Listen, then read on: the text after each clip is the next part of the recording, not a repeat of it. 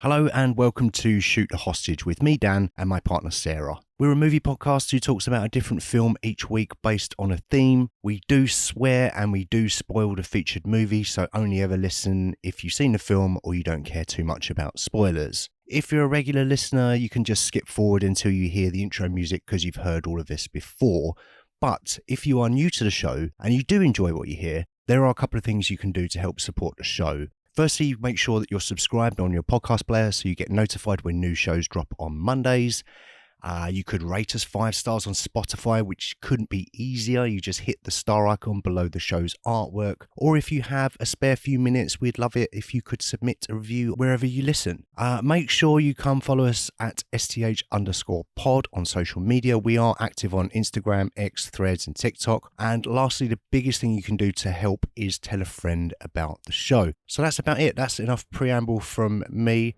Over to me and Sarah for this week's episode.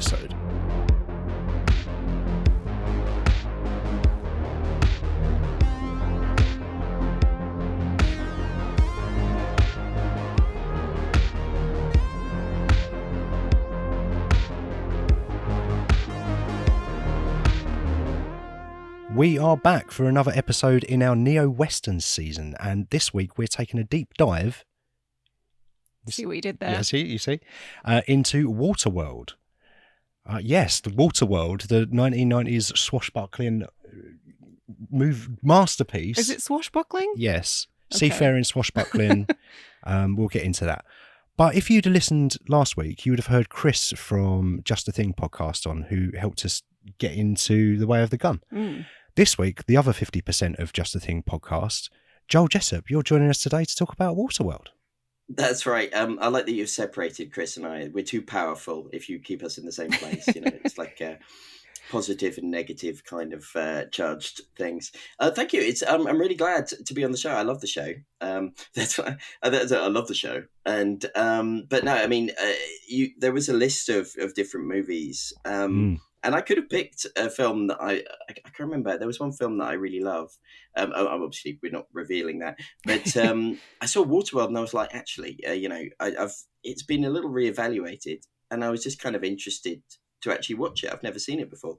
That's fascinating to me. That blows my mind. Well, firstly, thank you for coming on. Before we get into that, thanks for coming on the show. Really appreciate it. We're big fans of your podcast as well. Mm-hmm. Just a Thing is you talk about a different movie every episode, and you try to. The main idea is you try to get John Carpenter's The Thing into it. Yes, that's right. When people tell you the premise back to you, and I'm like, what am I doing? It's like, what am I doing with my life? It's a lot of fun, and like I said to Chris last week, it's always interesting to see how you're going to do it. And sometimes I think what was the last one that I listened to was the Martin Short, Kurt Russell. Is it Captain Run? Yeah. Is it Captain Run? Yeah. Yeah. I was like, how are you going to listen? I know it's Kurt Russell, but how are you going to get the thing into it? What I like about Chris is that he was trying to find the thing already in the film. He's very much more like the people in the thing, I suppose, in that he's trying to hunt it out, trying to find what element is already there. Whereas when I conceived the podcast, I was thinking it would be much more along the lines of, and then there's like a head with spidery legs, and it's like it's become a much more thoughtful podcast because of Chris, I think, and I couldn't have done it without him, really. It's a really fun listen. I think, was your first season 1982 movies? Well, the first season, I think, was our kind of, are we actually going to do this? So we did like 6 random films. We did Serendipity. We did Prisoners of the Lost Universe, which is the film that the people who made Hawk the Slayer, it was the film they made after that. So I think that was the first one we did, just because Chris, a long time ago, I went to Chris's bachelor party, which was very much just all of us just watching terrible films and talking about them. And so Chris saw that was on, and he was like, that podcast idea you had? He said, why don't we just do it about this film? And I was like, okay. I was excited. And so that was where the energy came from. But yeah, no, we just did a few random things. And then after that, we decided that we would try and come up with a theme. And it made sense to us to do all the films that came out in the same year as The Thing, because it was such a huge flop. I mean, speaking of huge flops, or films that were seen to be huge flops. That's a nice segue. Very nice segue. Yeah. Do you want a job? Sorry,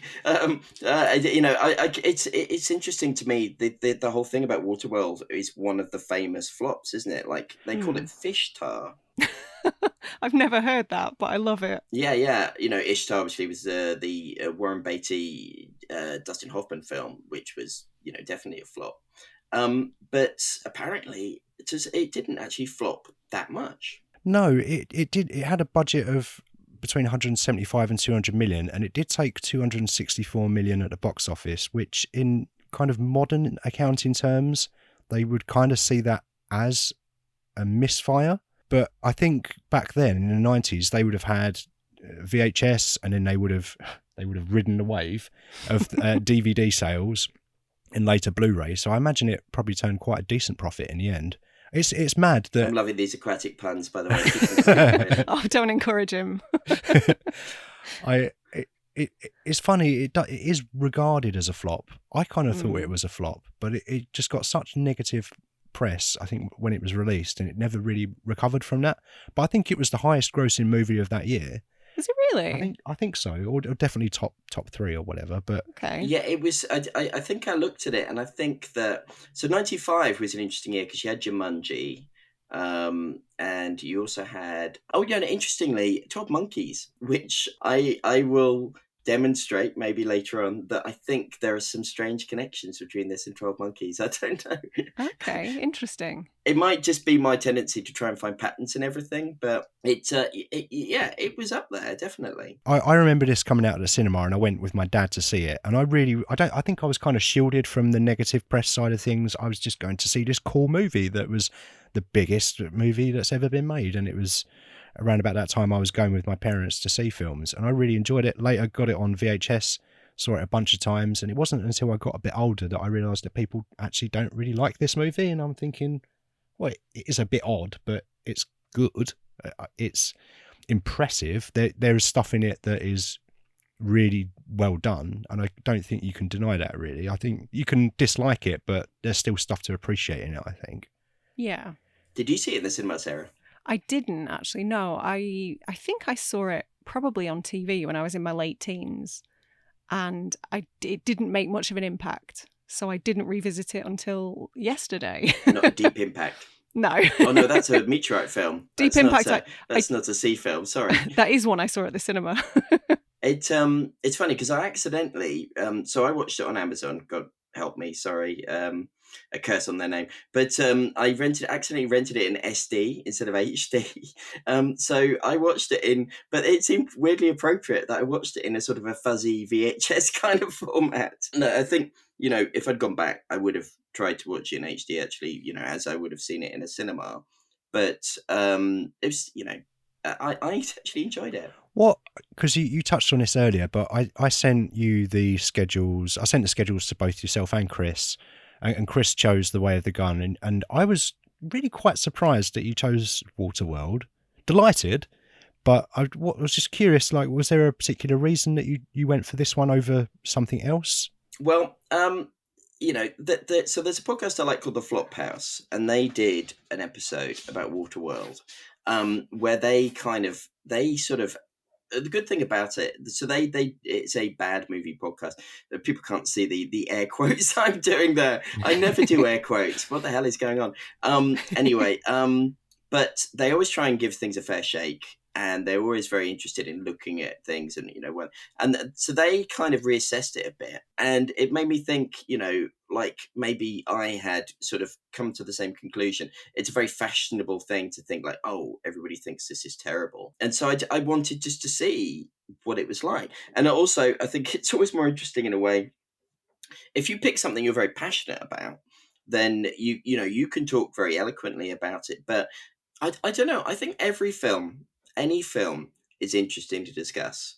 I always feel like if a film's good, you can talk about why it's that way. If it's bad, you can talk about how it ended up that way. There's always some reason behind everything. Even the most mediocre seeming film has some aspect to it that is interesting to me. And, so I wanted to go for something that was not outside of my comfort zone in a way, I suppose. I mean, on our podcast, I end up watching films that I feel like I would never watch otherwise. It's a bit like a book club with just me and Chris in it, really, and occasionally when we have guests, because it's things like the 1979 Elvis film. We saw that, and I don't think there's any circumstance in which I would have ended up seeing that, and that's fascinating. Yeah, no, that's one that's passed me by. I haven't seen that, but I did listen to your show about it, and it was very good. I feel like I've seen it. I think what's interesting about this film, I suppose. So, I mean, do we want to try and talk about the plot, or do we? I think, well, just to begin, I'll say that it was directed by Kevin Reynolds, and I don't know if you're familiar. Are we fans of Robin Hood, Prince of Thieves on this podcast? No. No. This is the interesting aspect here. So when I was a kid, I loved Robin Hood, Prince of Thieves. It was almost like, if you watch like a really good superhero film, like, I don't know, people call them the Avengers films, or, people actually, they love the Tobey Maguire Spider-Man films. I wasn't so into those, but there's some really, I felt that way about Robin Hood, Prince of Thieves when it came out. I think it was 91, so it must have been about 11. And it just hit some kind of thing with me. Must have seen it. I saw it loads of times because I can't explain what it was, because it wasn't the amazing charisma of Kevin Costner, but there was something about that film that really just resonated. I just loved like all the characters and the humor and the action of it. I don't know, maybe it was Alan Rickman, and and you had like I think Christian Slater's in that as well, as like a kind of basically doing his kind of Jack Nicholson impression as Will Scarlet. But there's something about that. Brian Blessed. About the action in that, right at the beginning, he's his dad, and Morgan Freeman. There was something about that I just loved, and I'm prepared to admit that. When I was younger, I suppose it's good. It's just good to just enjoy films and not worry about why you like them. I mean, in '95, actually, my favorite film was Batman Forever. I loved Batman Forever. I remember going to people and being like, oh, it's great, it's really fun, and Jim Carrey's very funny and whatever, and I just I don't know what was going on with my brain. Well, I was a huge fan of Batman Forever back in '95 as well. Actually, yeah. Oh, fantastic. It was my favourite Batman movie probably until Batman Begins came out, to be honest with you. This is a safe space then, that's cool. Yeah. But yeah, so this one, Waterworld, was directed by Kevin Reynolds, who also directed Prince of Thieves. And I think I'm not super familiar with him as a filmmaker. I did hear that he wrote the original screenplay for Red Dawn, which eventually got made into a film and was apparently quite different to what he'd written on the page, directed by John Milius, I think. And I think Prince of Thieves is the other one that I'm most familiar with him, is the film of his that I'm most familiar of. But those two films, what struck me between Prince of Thieves and Waterworld is that how well they're directed, and there's some really interesting shots in Waterworld particularly, and there's a really good documentary on. I've got a nice shiny Arrow release of Waterworld with the 3-hour cut of the Ulysses cut of Waterworld, and a really nice documentary called Maelstrom. And they talk about the production of that, but it does highlight some really nice shots and how they got them, and it did strike me how well directed both of those movies are. So you guys watched the 3-hour cut? Yes, we did. Yeah, I had no choice in the matter. He's not a director that I'm terribly familiar with. I did have a look at his CV, and I've seen a handful of his films. He's collaborated with Kevin Costner quite a few times, right? Yeah, well, Prince of Thieves and another one, I think Fandango. I didn't write this down, but I believe it was a film called Fandango, which was maybe 80s that came out. Okay, I think they did something more recently as well. Well, I say more recently, probably just over a decade ago. But wasn't there a rift between them? Well, yeah, they fell out during Prince of Thieves, and they had to reconcile for Waterworld, but then they fell out again. Oh, do we know why? I think it's because Kevin Costner is a pillock. Right, okay. I think that's the reason. We'll get to that. I did a bit of digging. Because... Yeah, I think we could all agree on that, maybe. If that's not like libel. Allegedly, yeah, all right? You just have to follow it with allegedly. Happy now? Are all the lawyers happy? Yeah. Allegedly, he's a big knob. We'll get to that later, because I did some digging, and there's a whole section in my notes called "We Need to Talk About Kevin." So we will arrive at that later on. Which one? Well, the Kevins. I don't know. Ah, yeah. Obviously, Kevin Costner, who he's never really done it for me. Kevin Costner, I don't. No. I like, as I said, like Prince of Thieves. Waterworld is possibly my favourite Kevin Costner movie, but there's a bunch that I haven't seen. I've got a real blind spot, but I've never found him that interesting as an actor, really. But particularly in this one, I think he's dry as anything in this movie. Which is ironic, isn't it? I think Waterworld is a good use of him because his character is supposed to be, I don't know if you picked up on it, but he's quite to be a bit of a dislikable character in Waterworld. Yeah, they did hint at him being a bit of a bad dude, yeah. It was subtle. But he's supposed to be somebody who is, obviously quite, he's been on his own quite a lot. He's, also he's another species apparently. And so he's kind of like, it's always, I suppose the dead sort of fish-like eyes of Kevin Costner actually are quite appropriate in this because he's just kind of like, it almost like Keanu Reeves in The Matrix, which, I don't get me wrong, I love Keanu Reeves. And, I feel like I've reassessed him a bit, but I always felt that his performance in The Matrix was a bit kind of, I suppose he was supposed to be somebody who was just an ordinary kind of an office drone, if you will, who was kind of sucked into this other world. But Kevin Costner in this film, for somebody who, apparently he learned to do all this swimming stunts and, like you could tell he's really thrown himself into the role, but there's nothing there, Yeah. It's weird. I do think it's probably on purpose. It's a choice. He is not a very likable character. And I guess sort of by design, he's a bit detached and he has to be a bit downbeat, unforgiving. But I think it works for me for the first part of the film.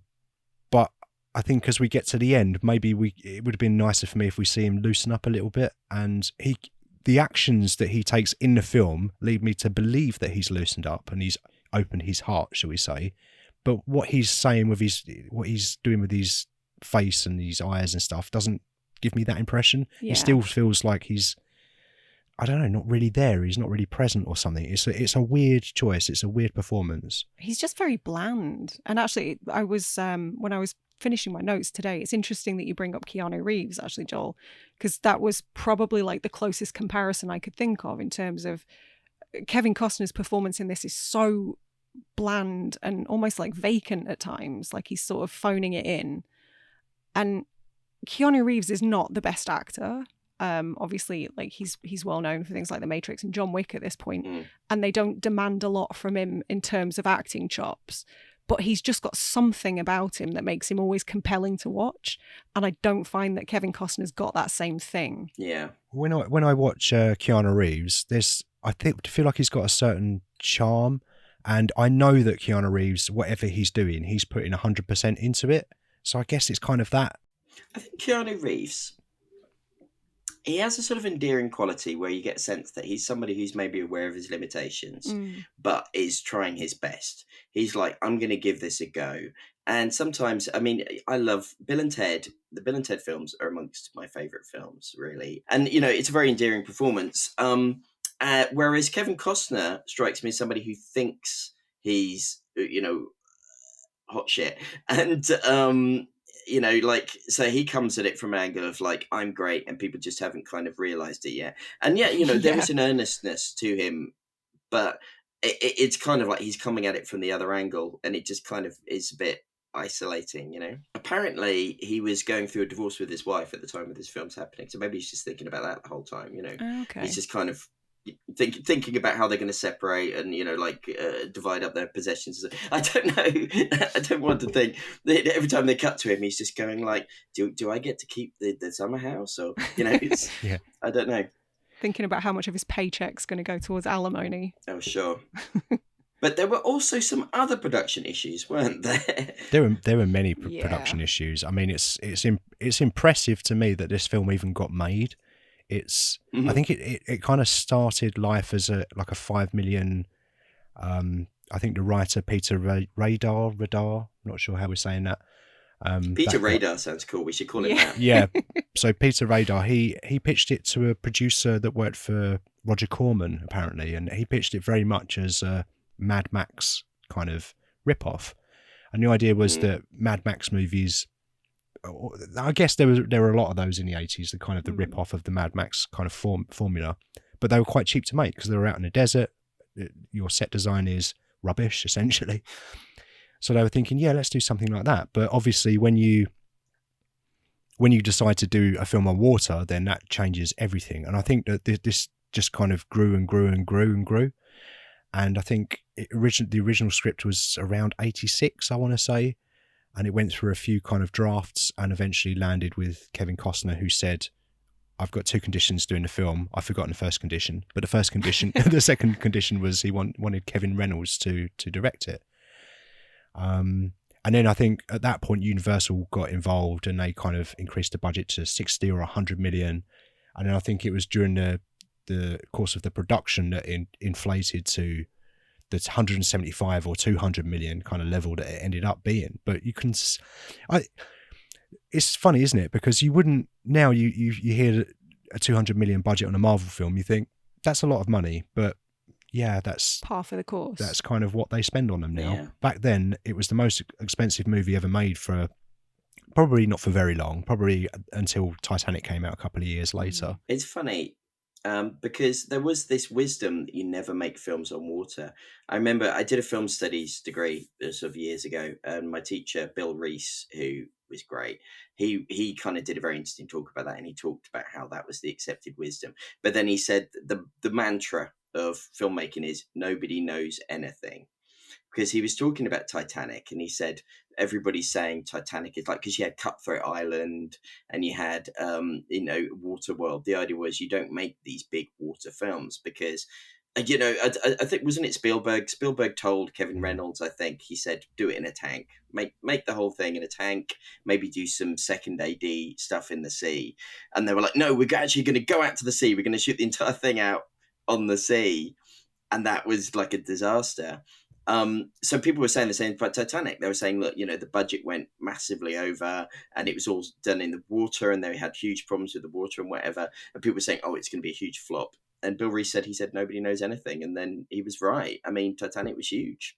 It was the biggest film of all time for a while. And until Avatar came out, I think, actually. But yeah, the production on this is really impressive. Like what they did, what they committed to is kind of insane, really. They shot in Hawaii, I believe, a couple of miles off of the coast, but they built the atoll. They built it in sections initially, and they had to find a way of getting it over to Hawaii. So what they did is they hired some Boeing 747s, if I remember correctly, and they had to land the planes at the airport in Hawaii. But they found out that the airport in Hawaii couldn't accommodate a 747. The runway wasn't long enough. So the production actually had to pay to have their runway extended so that they could deliver these enormous sets. And apparently the production added some $35 million to the local economy. And it's insane. But it was like a little village, essentially, that just descended upon Hawaii. And it's madness when you think about it. Like working in film production, it's a circus and you've got these studios and everyone's got their own departments. But here in this film, the departments were underwater. You've got the sets where they're actually filming, and then you've got the makeup boat, and you've got the toilet boat, and you've got the catering boat. And it's all of that stuff that I didn't really think about. But to get this made was just so painfully difficult. It's impressive that it even got finished. Yeah. And I think it deserves sort of recognition just for that. It's kind of insane, really. They had everything kind of stacked against them. Do you think that's another reason why Kevin Costner was distracted? He was just watching the catering boat sinking in the distance, and he was like, "Oh God, I'm not gonna get a panini, am I?" Yeah, there goes lunch. Yeah. I mean, there's a film to be made about the making of Waterworld, maybe. I think that idea, all the logistics of it is fascinating. I would definitely recommend the documentary that's on the Arrow release. It's an hour and 40 minutes long, so it's feature length, but it's got all of the talking heads, the producers, the director, Kevin Reynolds. Costner's not on it. Of course. Obviously. No, in fact, none of the actors are actually, I don't think, but it's really, really interesting. They go into a lot of detail on that. Even the trimaran that Costner's character, the mariner, that kind of sails on, They had 2 of those, and they cost £1 million £2? each. Yeah. What, fully That's functioning? incredible. Yeah, just like Wow. proper boats. And they had one that had the telescopic mast on, Yeah. and they had one with just a regular mast on for different kind of shots of the film. I guess, and also as a backup, if one sinks, then you've got a spare, I guess. Yeah. I think it's sort of easy to gloss over how impressive some of that stuff is, actually, because when I was doing some of my research, I ended up on Reddit, and there were people kind of who were engineers in real life talking about what it actually would have taken to construct those boats and to have them be fully functioning. And I think to the layman, it might not seem as impressive as it actually is. I love the trimaran stuff. Like, just, you know, when he's pulling the levers and things, and things are shooting up and spinning around, and it was just, you know, I do like gadgety things, and there's that kind of thing, you know, like the sort of ramshackle kind of, you know, like, what's the word, sort of like Heath Robinson style kind of stuff, activating other stuff. And that was really, and again, like you said about the direction, it was shot with real kind of vigor, that it's just things spinning round and coming around. Yeah, that was really good stuff. Yeah. It's got a whole kind of steampunk vibe to it as well, I think. And I think Ocean punk. Ocean punk, yeah. And I think Apparently that's what they call it. I don't know. I've not heard that before. I think from the opening shot, it's kind of interesting. Actually, there are 2 movies in our neo-western season where the first shot is of a person urinating. Yeah, I would just like to point out that you chose all of the films in this lineup. I did, and I'm proud of it. I'm guessing the other one isn't Back to the Future Part 3. No, it's not, unfortunately. I don't think that's in your list, actually. I'm not sure. No, it's not in this lineup, but we'll get to it one day, maybe. Eventually, I'm sure. We will. But no, the other one was Tremors. It opens with Kevin Bacon, who's having just a little pee. It's always the Kevins. I forgot about that. It's always Kevin's. Yeah, we need to talk about it. These Kevins. Yeah, but we covered Tremors a couple of episodes ago. Spoiler alert, we haven't recorded that one yet. But yeah, it's interesting. When I found that out, I thought, that's weird. How has that happened? And I even put Tremors on again just to see the start of it, just to make sure definitely that was the case. Yeah. Tremors was the film that I would have considered picking, because I love Tremors. And, you know, I think that, but like I said, if I had picked that, then it's less interesting than kind of trying to discover something new, in a way, trying to watch something new. And I do feel like, I mean, that's a statement, isn't it? You open up with, you know, so he starts off by having a big wee and then drinking his own piss, which I suppose is not uncommon for a film star necessarily, but, you know, they tend not to do it in the actual films itself. I was thinking of Gwyneth Paltrow. And then you may want to cut that bit out, sorry. No, that's staying in. That is staying in. Allegedly. I mean, yeah, allegedly, yeah. I mean, it filters. It gets turned into water, so it's not like he's, you know, like picks up just a big jug and it's like, but it gets turned into green piss, green water. Sorry, is it I green? thought it started as green. Did it start? And then it gets filtered. I thought it was green after it was filtered. Is that because he's an ichthyosapien? Do they have like green urine? I have no idea, but that was one of my questions. Why is it green? It's just got like green urine ? On your nose. I love it. I have this theory. So, you know, in Batman Begins, it's funny, we were talking about it, that they have like what you sort of, it's not realism as it is kind of verisimilitude. Like they explain why Batman has everything. So he's got pointy ears because he's got like little people can't see that I'm doing Batman's pointy ears here. He's got Try to take a pointy picture. ears because he's got, oh God, help us. He's got little radios in his pointy ears.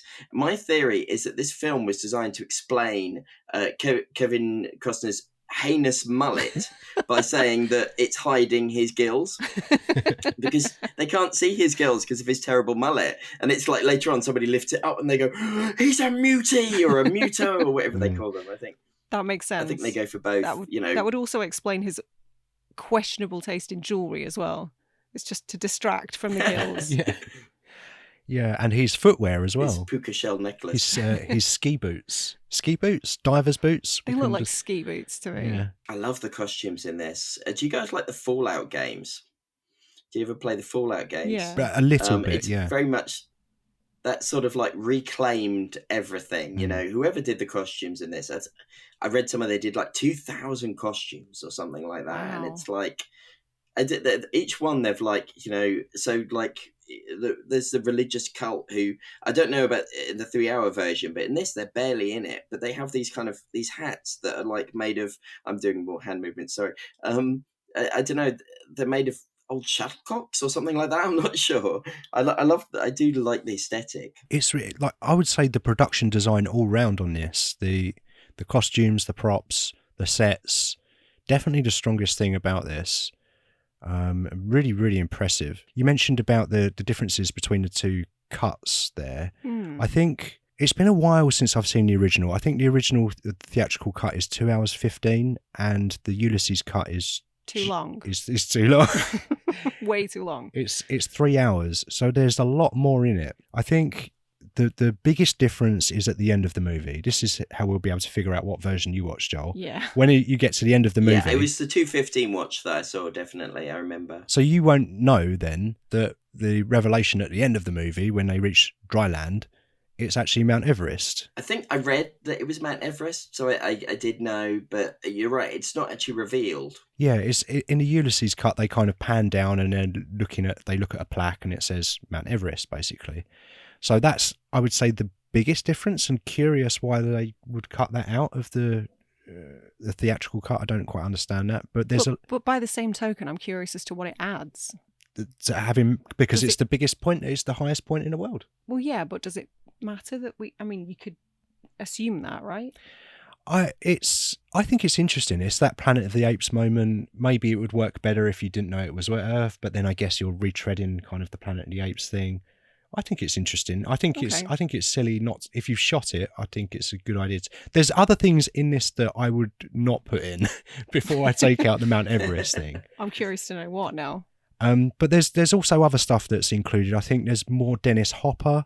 There's more kind of how he rules over the people that he's ruling over, and the smokers, yeah. And it's more, you get more of him kind of spouting religious or cult-like vernacular, and the way that he's treating people, you get more of that, I think. But it has been quite a while since I've seen that original cut, so I think it's interesting that this film was created as a Mad Max ripoff. Like, they were quite honest about it.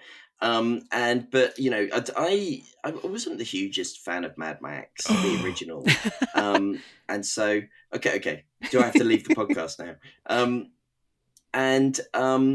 But then, so when Fury Road was advertised, I was kind of like, I was fairly indifferent. And I saw the trailer and I was like, what is this?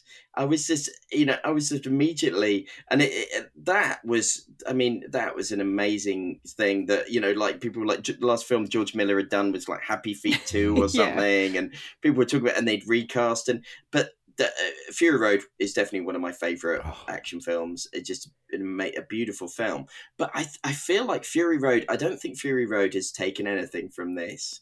But there's such an interesting parallel between the way that he rules over the smokers and the way that something Joe... what's the name of the main villain? Immortan Joe? Immortan Joe rules over his war boys in Fury Road. I would say that there's, except that I think the opposite is, obviously in Fury Road, not enough water. Waterworld, too much water. Yeah, and except in Fury Road, Immortan Joe's promising them water, but in Waterworld, he's promising them cigarettes and land. And land. Dry land. Dry land, yeah. The cigarette thing is great. It's so blatant. It's almost as blatant as like the whole Death Sticks thing in the Star Wars prequels. But it's just kind of like, they're just sort of tossing cigarettes out. Everybody's smoking, you know. The entire ship must have smelled like Doc Cotton's front room or something like that.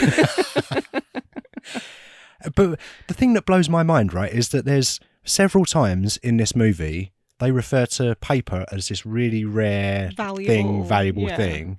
And my favourite character even talks about paper. Kim Coates, legendary. Awful. I think about him all the time.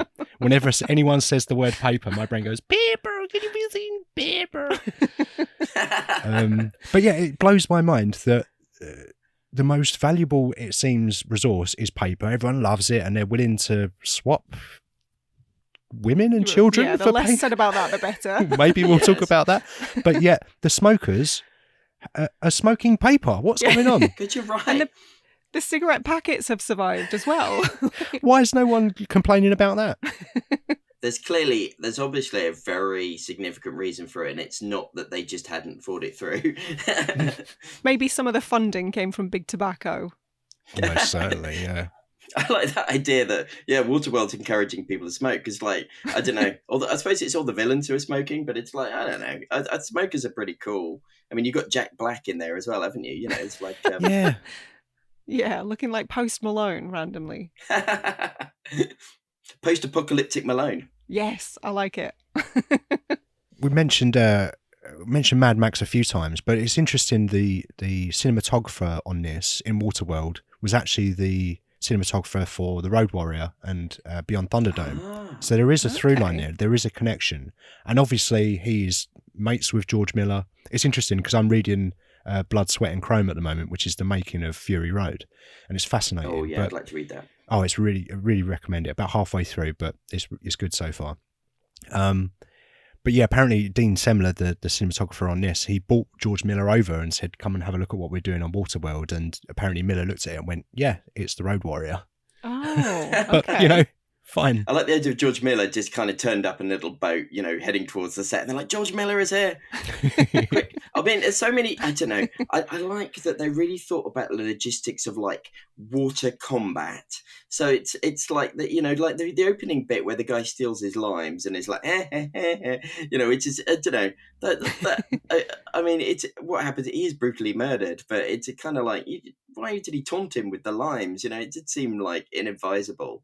But then it's sort of like they thought about how he smashes his sail off with the sail and stuff like that. And that, they were always thinking about, right, so these people have these boats and they can go this fast. And they have this sail and they can go this. And it's thinking about like the logistics of where everybody is in the sea and how they can get to each other. They've really clearly thought a lot about it.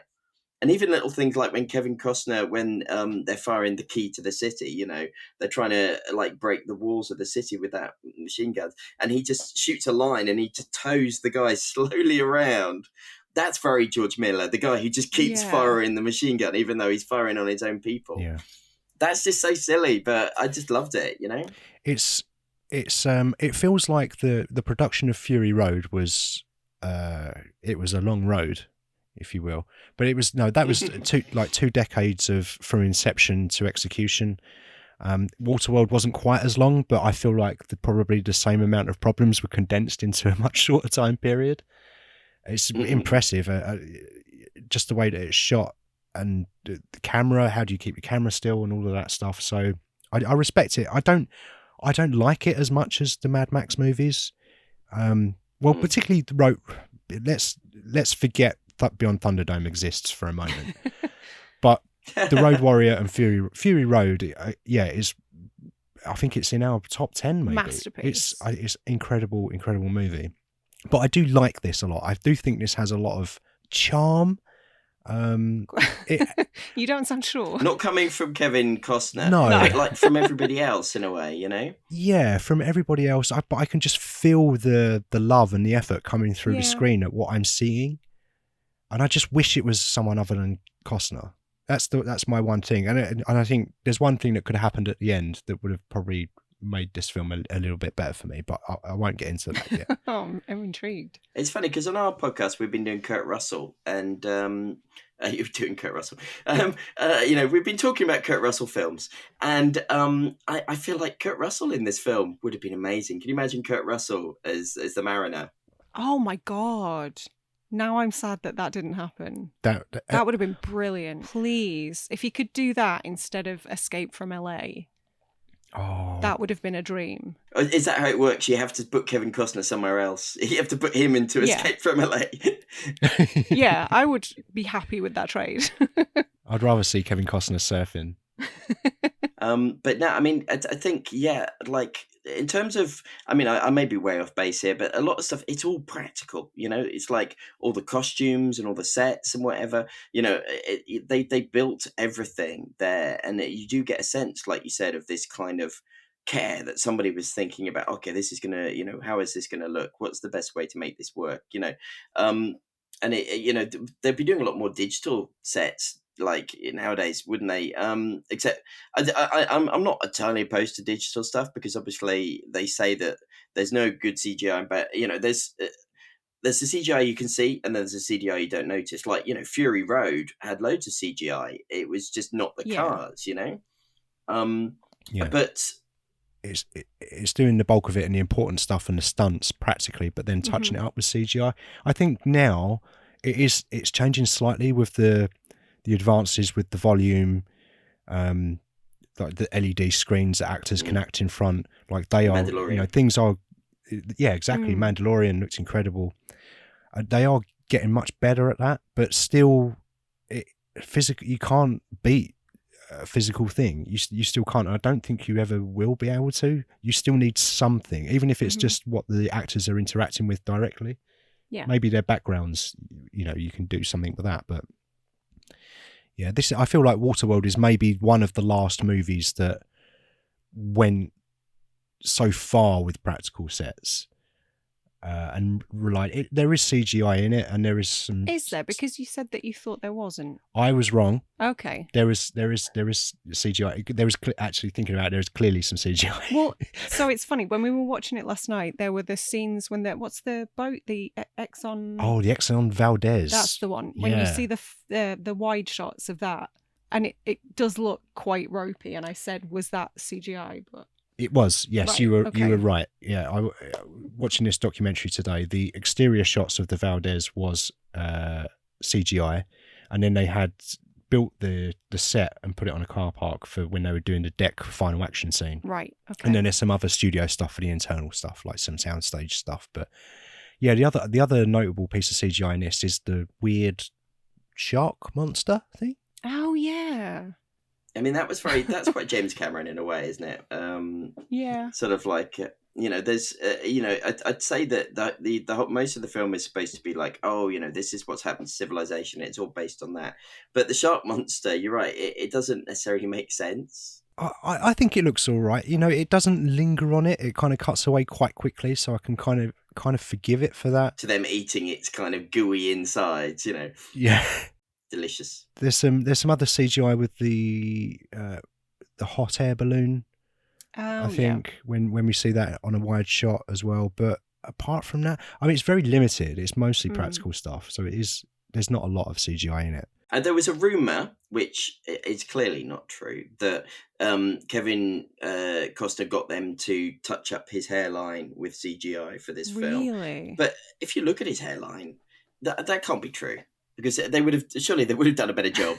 And this is from someone whose hairline is rapidly vanishing. It's kind of, I think that was something they just spread to kind of, annoy him or to I think it was just one of those rumors. I think, I'm sure that there was money that was spent through his vanity, but it was not that specific thing, There definitely would have been extra money spent because of his vanity. He would have, I mean, casts, when you get cast number one on sets and stuff, they'll have a very nice trailer. I mean, I think, what would he have had? He probably would have had a really nice yacht. I know that one of the crew actually had a 40-mile jet ski ride to work every day, but I can't imagine that Costner would have. I know, but the best commute ever, right? Yeah. Put a podcast on, get on your jet ski. Not in 1995. No, I suppose not. But no, all the jet ski stuff is great. I love it. Like when they're hiding underwater, the jet ski people, and then they kind of like fire them off. And the whole ramp sequence is absolutely brilliant with the seaplane towing the people. Apparently they wanted to physically do, I think that might be CGI actually, that they weren't able to get it to actually physically work, that a plane could pull water skiers. I don't know if it was too slow or too fast. Right. I mean, that does feel quite dangerous. Yeah. I mean, they probably would have just pulled them along on a boat and then merged some images with the plane or whatever. But yeah, it does feel like, I mean, the plane could essentially just fly up, and then what happens to the skiers? They fly now. They're just hanging on. How much of the budget was insurance? Oh my lord! I bet half of it was insurance. But the idea of just using a ramp to get people inside the thing, and it's that ludicrous logic. It's the sort of like that. This is going to be cool logic that I think works for me. That there's a lot of stuff in there that they were like, this doesn't make any sense, but let's do it. Yeah. That's sort of one of my biggest bugbears about this film is the stuff, like, they've gone to such great lengths with this film. It's so ambitious, but there are things that make so little sense. And like the first thing that jumps to mind is the little girl Enola can't swim. What? Who wrote that?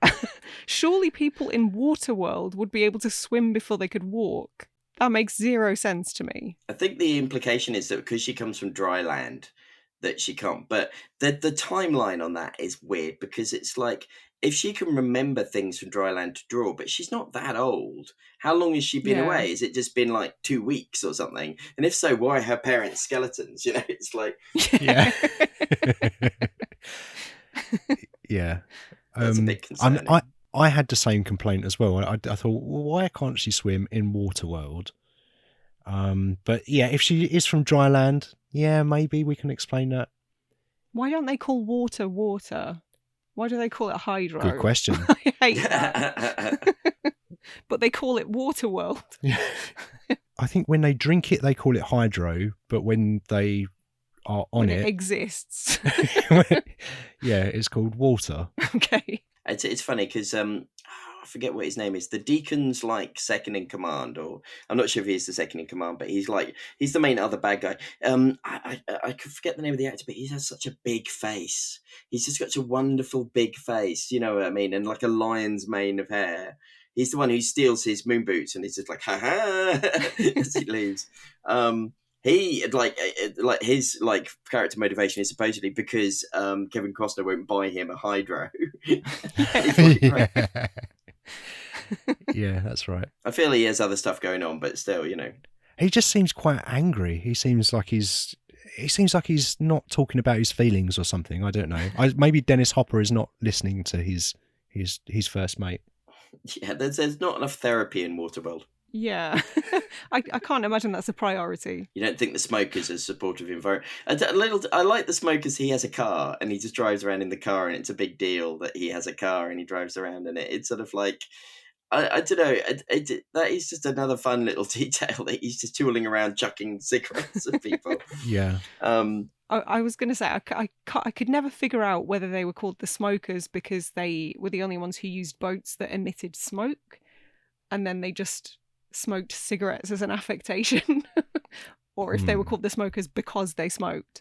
I think the answer to that question is it's very clever because it's both. Okay. Yeah. Clever, is it? Right. It's a chicken and an egg situation, yeah. We'll never know. Except there aren't any chickens. Or eggs. It's a salmon and an egg. Yeah. Or any fish, I suppose.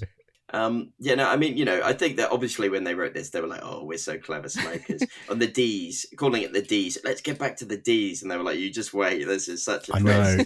Well, that was going to be one of the things that I brought up, actually, is, Joel, did you notice the very subtle environmental message in this movie? You might have missed it. Wait, hang on. Is there one? Yeah, you may have missed it. I mean, not to like Avatar levels. I mean, that's it. There's some interesting parallels with James Cameron in this, I'd say. In that, like, he's somebody who's not very subtle with this stuff, and he would argue that you shouldn't be subtle. I mean, and I suppose the rest of the film isn't subtle. So if the message was subtle, it wouldn't necessarily, I think it's a very 90s kind of eco film, really, isn't it? Yeah, it is. And I don't have a problem with the environmental stuff being in your face. It is a popcorn movie. There are other things, mostly Kevin Costner, that I have issues with. But I quite like the environmental stuff. I think it's actually, while it's quite on the nose, it is also quite clever. They use the the Exxon Valdez, which is the ship that crashed, I think it was in Antarctica or Alaska, and it spilled 11 million tons of oil in 1989. Was it that many? That's crazy. Yeah. And I thought that was a really nice reference. And I've heard people say that kind of dates the movie, but I thought, no, that's a good thing, because people are going to see that in the movie. They're going to go, what's that? Let's Google that, like I did, because I wasn't. I'm sure I would have been aware of that when I was a kid. Yeah, so I like how potentially other generations are going to watch this movie and find out what that is and what that's in reference to. So I think that's quite good. There's another, you mentioned Enola. The name of the little girl in this movie. Obviously Alone, backwards. Mind blown. But also she's kind of named after Enola Gay, which is the aircraft that dropped the A-bomb on Hiroshima. Yeah. So there is, while it's on the nose, it's very, what's the word I'm looking for? It's well intentioned. It wants to highlight these things, and it's going, industry, capitalism, bad, oil, bad. I know you said you think that those sorts of things date the movie, but I disagree there, because those moments in history will always be relevant. I heard someone else saying that they thought it dated the movie, but I disagree. Yeah, I don't agree with that. Yeah. I think that it's interesting, I suppose. So, there's the whole thing of sails versus engines, and obviously the smokers, because they have go juice, they can move faster than everybody else, but they're limited, they literally, they're on borrowed time. There's this whole, I love the guy in the tank. Yeah. He's such an amazing character. He's only in a couple of things. Just a bit when it drops down, the flare drops down, he just goes, oh, thank God. The most relatable character. I love him. That's right. Yeah. Yeah. And it's just this idea that, it's literally, this idea that he's like, we're going to go find dry land. And he's like, I have no idea it is. We're just going to keep going. That's fascism. Yeah. I hate to get, it's the never ending war, except in their case, it's the never ending story, the never ending journey. And whereas the sails, this is a sustainable thing, the mariner and all the people, they have an ecosystem of kind that they've developed where he knows he can get fish, he can get food, he can get these items, he can go and sell. It's Bartertown. Yes. Yeah, Bartertown. That's interesting. Now I'm going to be thinking about Tina Turner and. I'm sorry. Is it it's the pigs that power that city, isn't it? It's the pigs shit. But yeah, interesting. In the atoll, they have this weird pit that they put corpses in.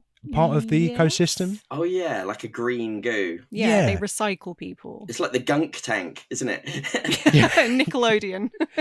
I was going to say Noel's House Party. Yeah. When Mr. Blobby put someone in the tank. Yeah, this is quite a specific UK reference, but do you remember Get Your Own Back? Yeah. Yeah. Is that when they get their parents in or whatever? Yes. And they gunge them. Yeah. It's funny. I actually convinced my daughter that Mr. Blobby, when she was younger, as a joke, I told her that Mr. Blobby was like some kind of alien creature that had come to Earth and had ruled. We had this sculpture near us that looked a bit like a kind of weird throne. And I, as a joke, thinking that she wouldn't take me seriously, said, "Oh yeah, there's this guy, Mr. Blobby, and he was in charge of that." And now for years since, she said to me, "Daddy, why did you tell me about Mr. Blobby? It's terrible. He haunts my nightmare." I think she might be having me on a bit. I think this is a good time to tell you that they were selling a genuine Mr. Blobby costume on eBay a few months ago. Oh my God.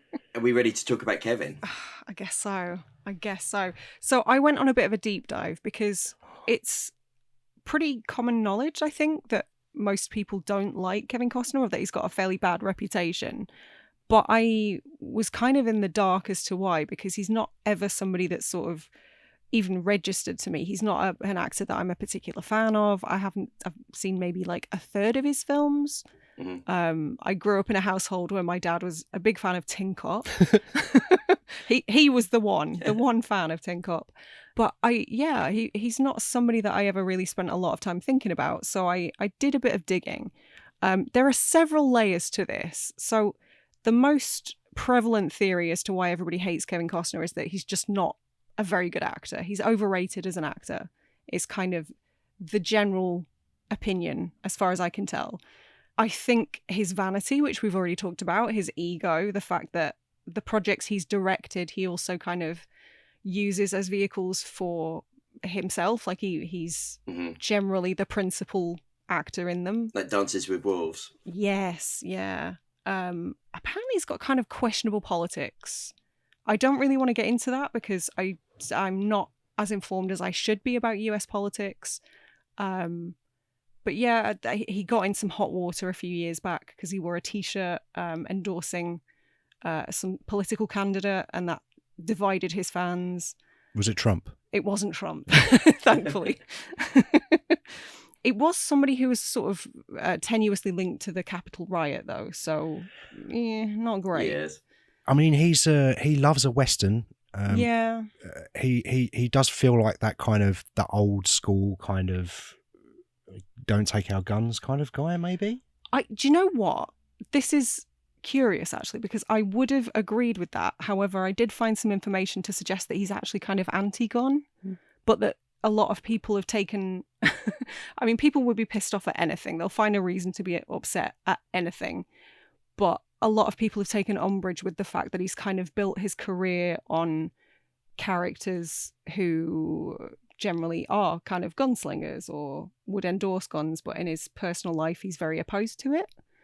I couldn't find a great deal of information on that to substantiate it, though, so I'm not going to go too far into that. The Mariner is more of a sort of I've forgotten the word for it. The thing that you fire to shoot whales. Harpoon. A harpoon. He's a harpoon slinger. Yeah, he is. Yeah. Yeah. Apparently, he's just very arrogant as a person. An arrogant film star. I know. No, it's okay. Who would believe it? Apparently, a few years ago, he was accused of sexual impropriety. Ugh, get my words out. By a hotel masseuse. And there have been myriad kind of cheating rumours over the years, so maybe not that great of a guy. He does have a creepy vibe in a way, doesn't he? He's kind of like...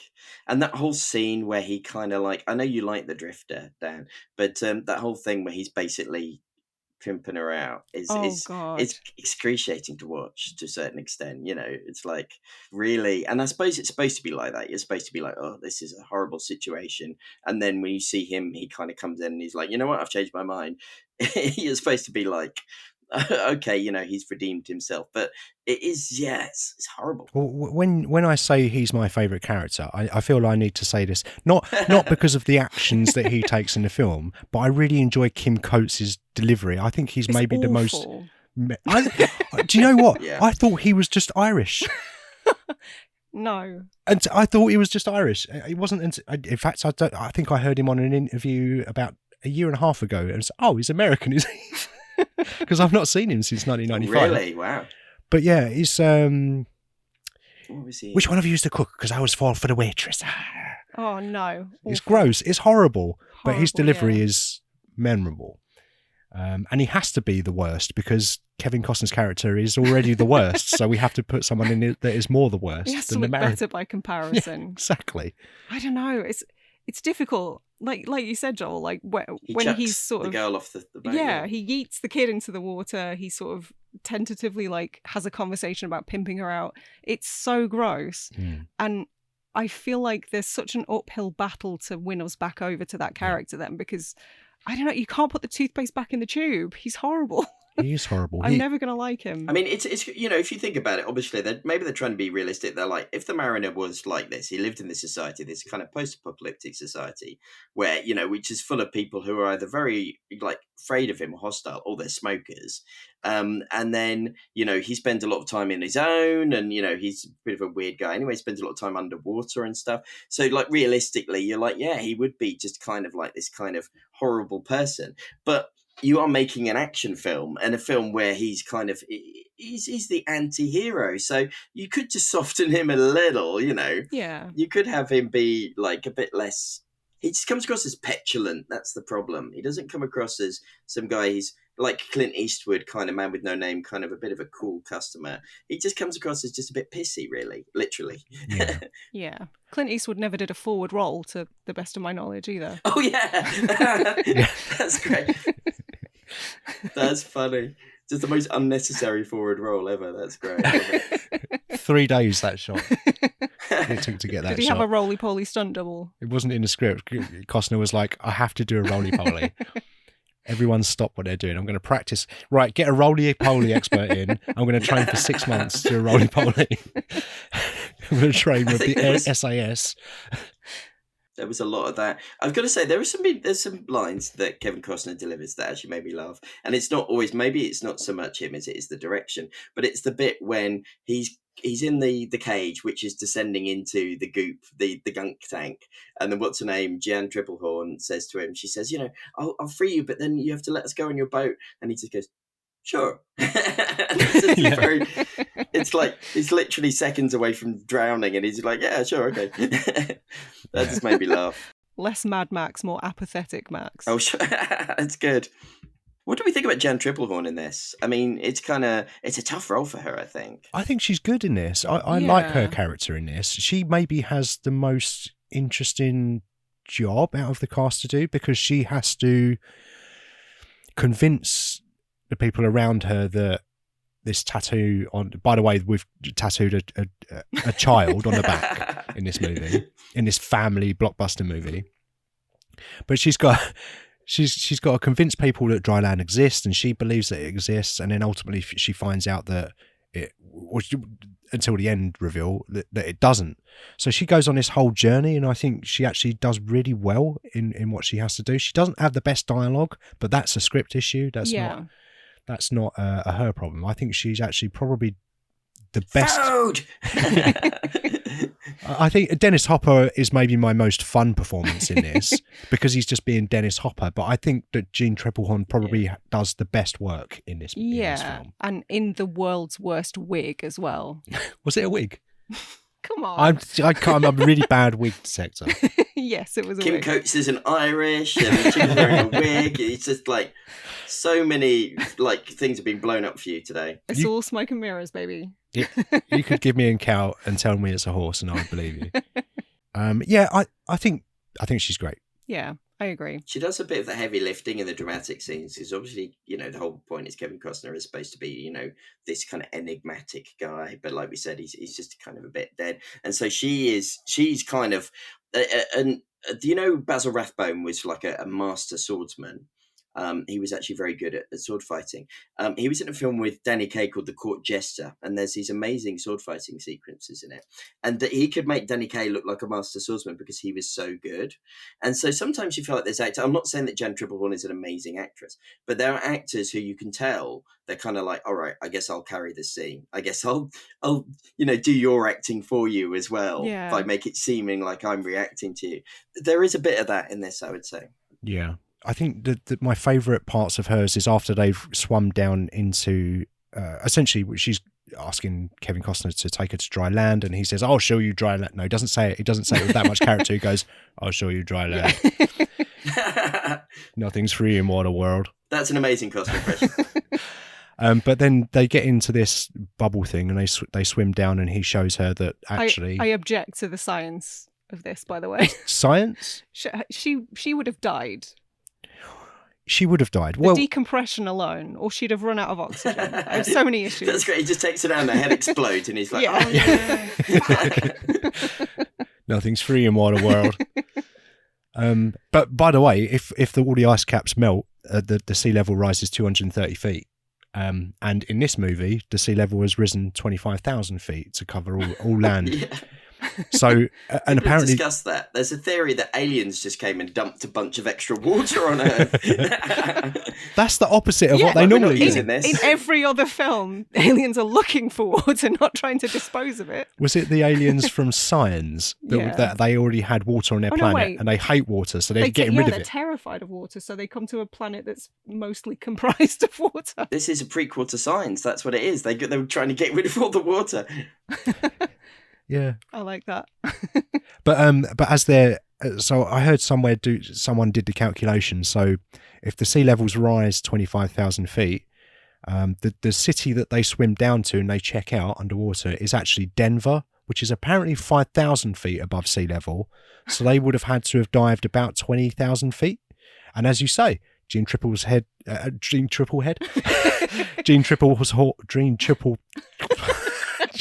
Jean, this is all staying in. I'm not cutting this. I like Jean Triplehead, the alien actress. Yeah. You got to remind them for choosing Denver as well, because like most people would have gone for like New York or something. Yeah. Some kind of like they would have gone under there, and you would have seen like the Empire State Building or something. They're like, oh, it's Denver. It's like the only reason I know that it was Denver is because I think it was in the documentary, or they said it in a podcast. Maybe they told you in the film. I don't know, but I didn't see it in the film. But it definitely would have made sense. He said it, but he said it underwater, so you could.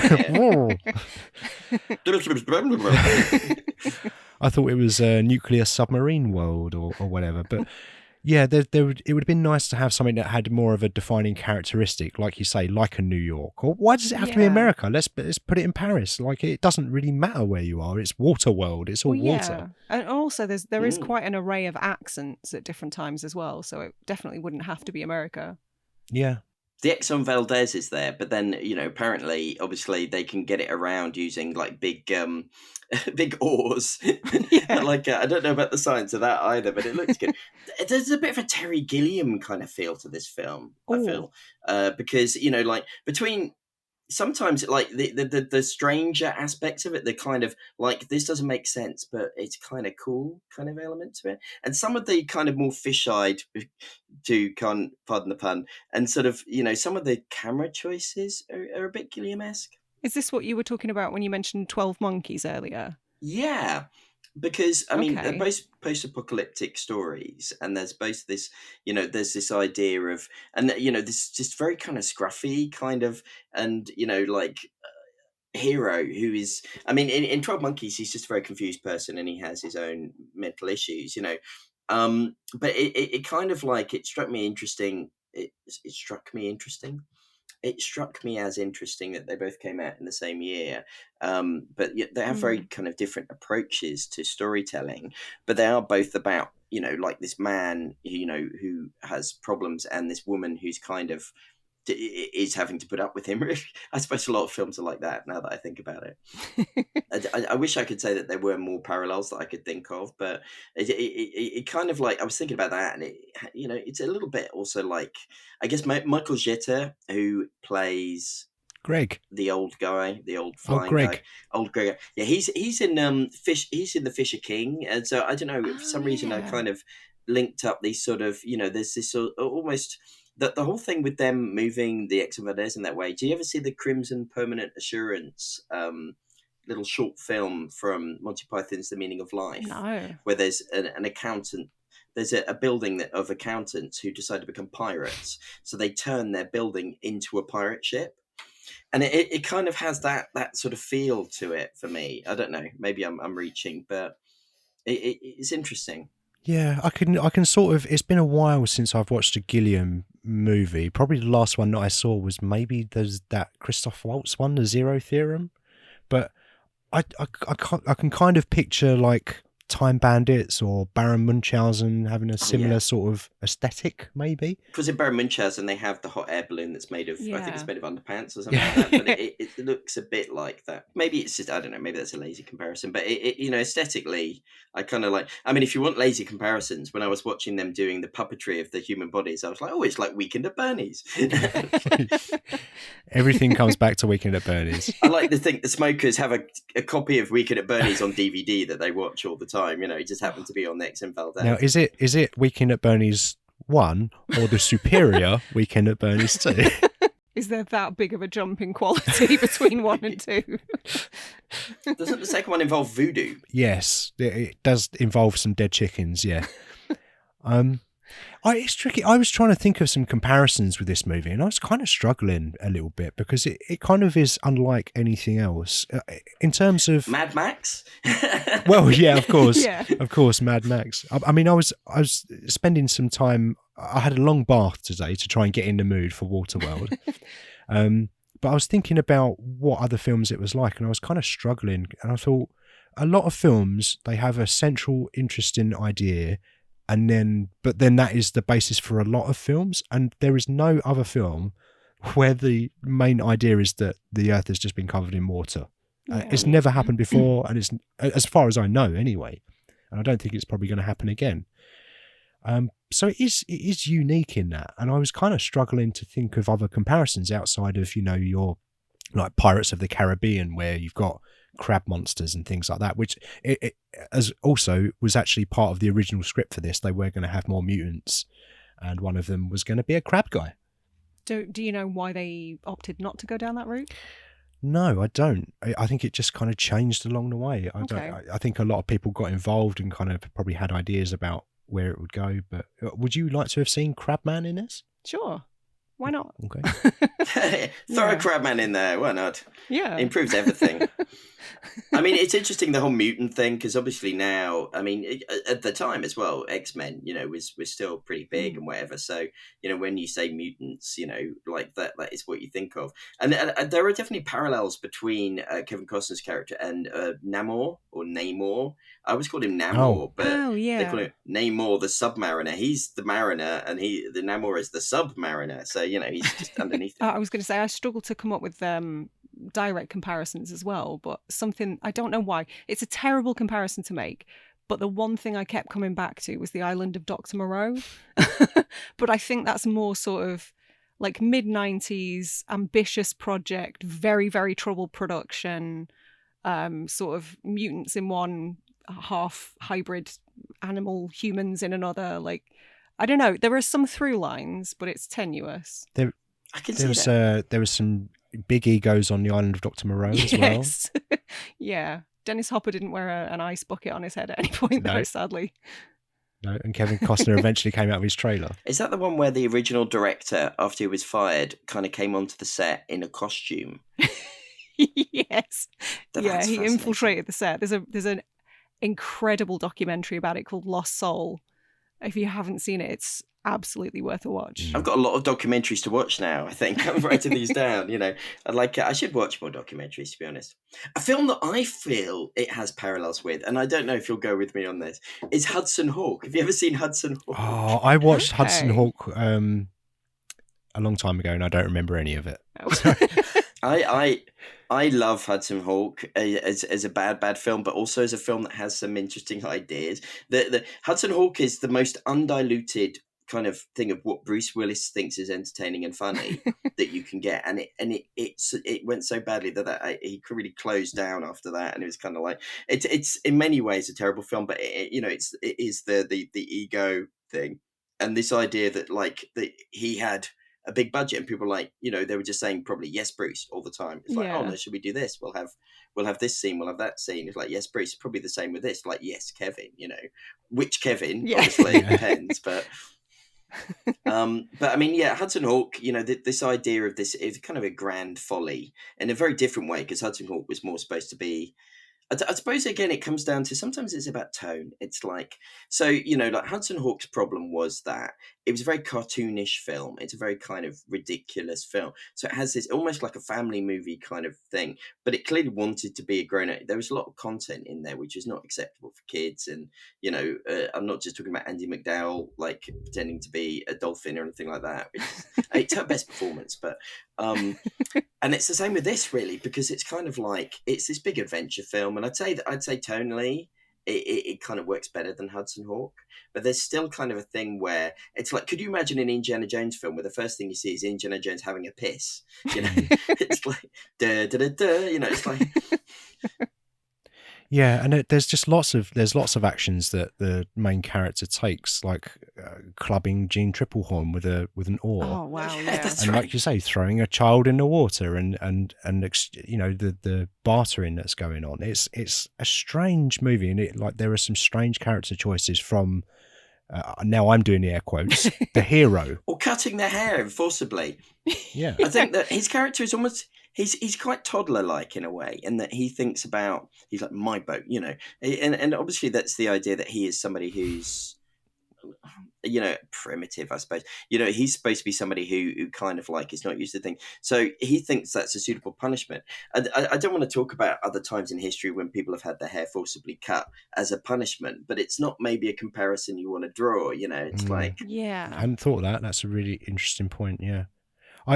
He does seem very childlike, doesn't he? I mean, he loves crayons for some reason. He won't even let Enola touch his crayons. Why has he got crayons?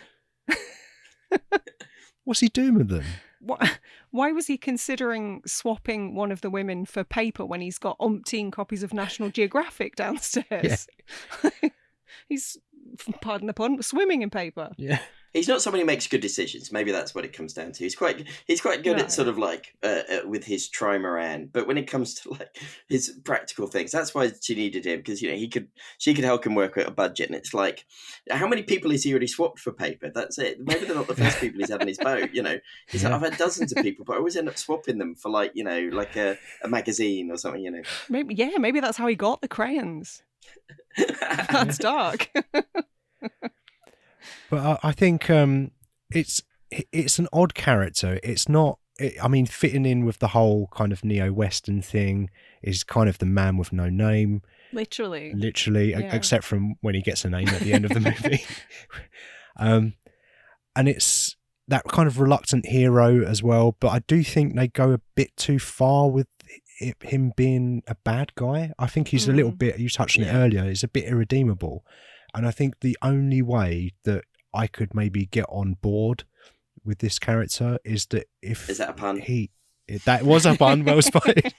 Is if he sort of somehow sacrifices himself at the end. Yeah. The fact that he walks away, I kind of am like, you've kind of gotten away with this, haven't you? I feel like in a film like this, if you're going to do that, if you're going to portray him as such a bad guy, he needs to sacrifice himself in the end to complete his character arc. I would like him to I'd like to see that character be detached and cold at the beginning, but slowly warm to people, which I didn't really get from the performance. Well, there was a bit of a character 180 at one point, because he was, like you said, forcibly cutting their hair, stealing their crayons, being a horrible guy, and then the next minute he's teaching the kid how to swim. And there isn't really a segue into that. I think the segue is that her name backwards is Alone, and he is also alone. That's deep.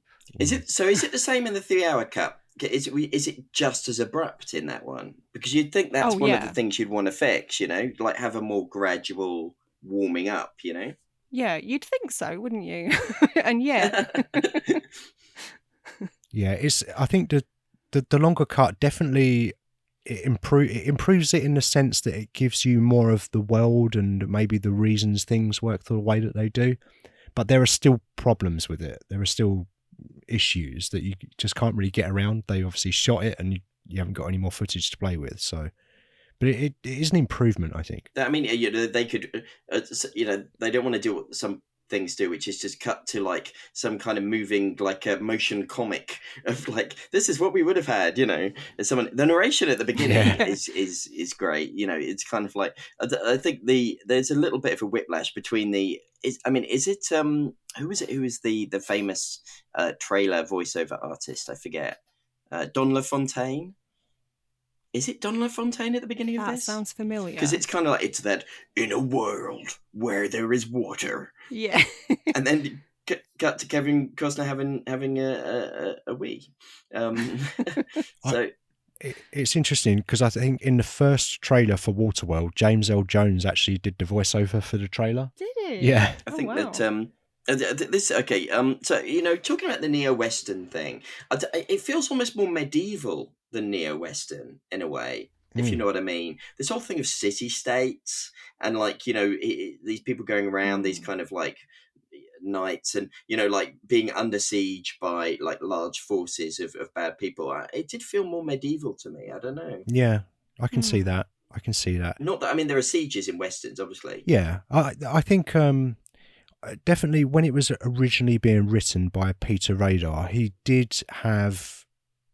was very fond of westerns, and he kind of saw this as obviously a Mad Max ripoff, but ultimately a kind of a western. And he was looking to the movie Shane for inspiration, which is interesting because that's movie, the second time that's come up this season. Yeah, in our first episode of the season, we spoke about Logan, and that's obviously really, and even shows scenes from that movie in Logan, so it's interesting. But apparently there was a draft of the script where Kevin Costner had a horse on his boat.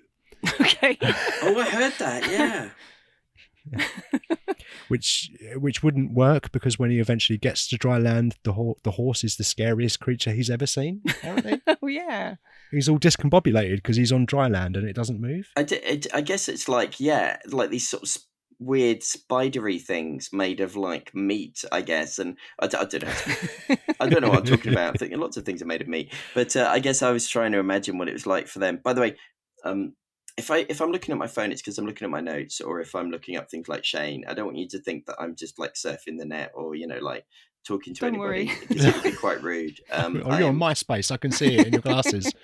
MySpace. Nobody's on MySpace. It's coming back. No. Seriously? Oh no. No, I'm kidding. Oh God. Sorry. So do you feel that the neo-Western label is applicable here? I think so. It's a tricky one, but definitely, because it's you've got a couple of the tropes: a reluctant hero, the man with no name. He's kind of warming. He's got a bad past. Clearly, does bad things, but he ultimately does the right thing in the end. And I think that is kind of. It's not as obvious as some of the other films we've covered, I would say. There are sort of trackers. They're kind of tracking him. They do say the word tracker. Yeah. Nobody has a cowboy hat in this, to the best of my ability. Kevin Costner loves westerns. I'm gonna use that as well. That's a stretch. He made a western. He directed a western. He was in that Taylor Sheridan thing, Yellowstone, as a western guy. With a hat, and he's actually at the moment he's working on balls, of course, Yeah, of course. Yeah. But at the moment, Costner's also working on 2 movies called Horizon, I think, which are big budget westerns. I think I can just about justify this one. I think. I suppose it's like a sort of the unconquered territory, isn't it? It's like the idea of civilization trying to hang on in there in the supposedly savage land, which is not really, but. Like this idea of like, I suppose, small communities and like, the rough communities where there's some distrust and, and like you said, the man with no name, it's kind of like Costner does not have the chops of Clint Eastwood, like you said, he's, Clint Eastwood is also someone with quite questionable politics, but he had a charisma, that he had a thing that he could do that Costner clearly wants, and Kurt Russell as well, I think, wanted to imitate Eastwood. But I'd say that Kurt Russell, I think we talked about this, that he's always seems to be kind of deconstructing the idea of masculinity. Whereas I think, I don't think Kevin Costner has any interest in that at all. Yeah, and I think as well, I like the idea of him riding into town in the atoll when he kind of gets on his boat and he's going into, it's like the cowboy that gets on his horse and he rides into town. Yeah, but open water instead of open plains. But in this one, it's a wet town. Yeah. It's on water. So it's clever when you think about it, really. I like the bit when he's just shining the mirror at the kids. And he's just going, I got wee. Why don't all the children have the same hairdo as Matthew Lillard from Hackers? It's so aggressively mid-90s. That's an incredible observation. I love it. Oh man, I love the specificity of that. Like maybe it was literally the same hairdresser, and they're like, oh god, I'm supposed to have designed a lot of different hairdos for this film. It's like, oh god, okay, this one. Let's just recycle the microplats again. Here's something weird, and this doesn't connect to anything, but this is just how my brain works. So at one point, Dennis Hopper calls Kevin Costner the sperm of the devil. And I was just like, Paula Yates called Ian Hislop the sperm of the devil on Have I Got News for You? And I looked, and it was the same year. And it happened after Waterworld came out. And so I'm suddenly like, is that where she heard it from? It's like, did she watch Waterworld? And she was like, that's a great insult. I'm going to use that someday. I like to think so. That doesn't connect to anything. But I was just like, I've solved a mystery. There wasn't really a mystery. That's interesting. They should put that on the tagline for the poster of this movie. He's the sperm of the devil. Can I just say, like, the biggest plot hole for me is this movie features some of the dirtiest people I've ever seen. Why? They're surrounded by nothing but water. Why are they so filthy all the time? That is true. Maybe there's a lot more of those. The monster with the big open mouth. Maybe they're everywhere. People are constantly like sneaking up to try and have a bath, and it's just like, Yeah. They're like, oh, God. Yeah, that's why some people can't swim as well. But they do sleep. Remember that there's that really well delivered line by Costner when he says, "They're asleep now." So they just wait until they're sleeping and then they can have a bath. They're asleep, or he was asleep when he delivered the line. I think both apply. Yeah. Can he hear them snoring? Is that how he's got special marionette ears and it's like sharp snores are coming up? I think he can see the Zeds coming up out of the water. That makes about as much sense as a lot of other things in this film, but I can't say I did enjoy it. It was very watchable. It's like, to some films where the premise, I think I should love this, and then my brain is just sliding off them. But I was watching this film and I was like, yeah, give me more. This is like, the sets and the stunts. The stunt thing is interesting because so like at Universal Studios they have a Waterworld stunt spectacular, and that's like how it survived for a lot of people. And Chris told me he went to Universal Studios like years ago, and he went during Halloween, and during that point it's called Slaughter World, and it's the same but with a lot of blood. Oh, I love that. Is it blood instead of water? So that's what I was wondering. Is it just like, they're submerged in like a pool of blood? I need to ask more really, but it's either that or it's just Kill Bill style, just like every time. Like, suddenly, I like the sound of that. That sounds amazing. That does sound great. They need to remake. If they remake this, they should just make it along those lines. But I mean, like those stunts. Whoever was doing the stunts on this, they did go above and beyond, and it's just crazy and just ridiculous stuff. Like when Jack Back's in the plane and it's attached to the boat, and he's just coming round and round, and it's like. It's silly, but it's fun, Yeah. And that's my biggest thing about this film. It's not a perfect movie. There are some odd choices in it. There are things that I would change, but there's stuff that I've never seen before. The production design is just probably some of the best I've ever seen. Yeah. Before or since. And I can just see all of the commitment from the crew. And I bet if you were a crew member that worked on this, it's probably the peak of a lot of people's careers. And yet, unfortunately, they probably don't go around telling people because of this stigma around it, Yeah. I would. If I worked on Waterworld and I worked in Hawaii for 6 months, I would be telling everyone. I think it's a really, really good movie. I think it was unfairly judged when it came out. It's not as bad as its kind of reputation leads it to believe, although there is stuff in it that's not perfect. Mm-hmm. I'm a huge defender of this movie. I always have been, and I think I always will be. That's fair. I think I'm still a little bit on the fence, if I'm being honest. I know I saw it when I was in my late teens. I vividly remember the first half. A lot of the second half felt new to me, so I don't know if that's because we watched the longer cut this time and some of it was literally new to me. I think 3 hours is too much. I think it is a fun movie. I think I agree with what you've said about the ambition and the sets and the sheer craft that went into it. There's a lot to love, but would I ever watch the 3 hour version again? Probably not. It was too long. But I would watch the theatrical cut. There's so many 3 hour films nowadays. Yeah, too many. I don't want to get in a rant about that, but it just kind of like every film, it's like when they found out The Batman was 3 hours long, I was like, I don't want to watch 3 hours of The Batman. I have children. Like, sort of, I think it doesn't always translate through to quality. That's the thing. It's like, it's sort of quantity over quality, and a lot of these films need a bit more of editing. So ultimately, I don't think I would watch the theater cut of it, even though I said that I really enjoyed it.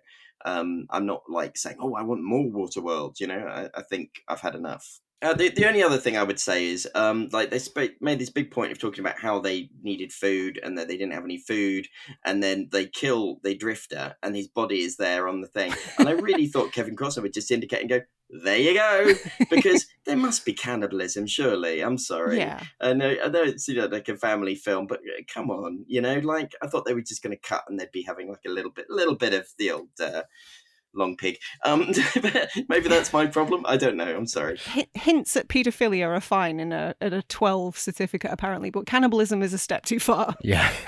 Seriously. Yeah, there's so much that it's just kind of like you think somebody at some point, I suppose because they're all at sea, literally, they were all like in the middle of the ocean doing all this stuff that nobody thought to say, this is a bit dodgy. Yeah. Some strange choices in this movie for sure. Yes, but sometimes they're good and sometimes they're bad. You know, sometimes they're the paedophilia and sometimes they're Kevin Costner bungee jumping down into the middle of 3 different people coming in jet skis. Which, by the way, is why would they have bungee rope? Because they would just have normal rope, right? In which case, he's dead. His legs just come off. Yeah. Just his legs bounce back up to the balloon. Cut to credits. I'd watch that version. That would be the noble sacrifice. Yeah. That would be the sacrifice. See, that's what I'm talking about. That's what could redeem him. Yeah. If by the end of the movie the mariner is just a pair of legs, I think this adds a star. And he would be arguably more charismatic. Yeah, agreed. I agree. Joel, this has been so much fun. Thank you very much for coming on. Well, thank you. Yeah, no, I thought so too. It's I've had a great time talking about Waterworld with you. And I don't know what you've got coming up on Just a Thing. You mentioned about Overboard, which is about water also. Yeah, that's right. Yeah, it's in a world of water. It's just so yeah. No, we've got a few more Kurt Russell films to do, I think, but not too many more. And then we're trying to work out what we're going to do for our next season. And I would be like, oh, we're going to do a big reveal, but I don't know. We're thinking maybe going back to a sort of a more eclectic ones, but just kind of like there's a whole bunch of films that we just really want to do that don't necessarily have a connection, so we're going to find a connection, but it's just some really weird films and some I think maybe I just want to look at films where we think I think the thing would fix this film. I want to see films where putting the thing in is the solution to the film's problems. So but we would love to have you guys on, you know, either individually or as a pair. Oh, thanks. Yes, definitely let us know what you're doing and I am there. Same. Yeah, so I think we just need to announce what we're doing next week, right? Have we reached that point? Yes, I guess so. I can't remember what we're doing next week. You never can. So, no. You never can. I always look at you and say, should I say what we're doing next week? And you go, yeah? And I can't believe you've forgotten this one. Enlighten me. You love this film. Oh, no. I'll give you a hint. Is it The Warriors? No. Oh. I'll give you a hint. It's a neo-western. That's not a hint this season. It's Near Dark. Oh, yes. Oh, I'm so excited. Catherine Bigelow. Yes. Tangerine Dream. I know. Lance Henriksen. I'm Bill very Paxton. Excited. Adrian Pastar. Are you going to name the entire cast list? Near Dark's an amazing film. Oh, it's a really good movie, and I can't wait to talk about that next week. Me too.